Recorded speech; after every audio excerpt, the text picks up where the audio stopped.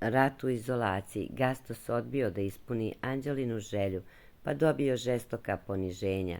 Obuci suknju, da ljudi vide. Haos do zore. Ovo nedeljni potrčci su Anđela Đuričić i Nenad Marinković Gastos.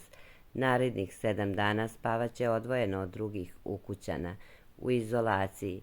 Gastos je odlučio da ponovo počisti prostor u kome će boraviti, a kada je Anđela došla, uspeli su da se posveđaju u rekordno vreme. Odgovara mi više ova strana, rekla je Anđela. Ne interesuje me, rekao je Gastos.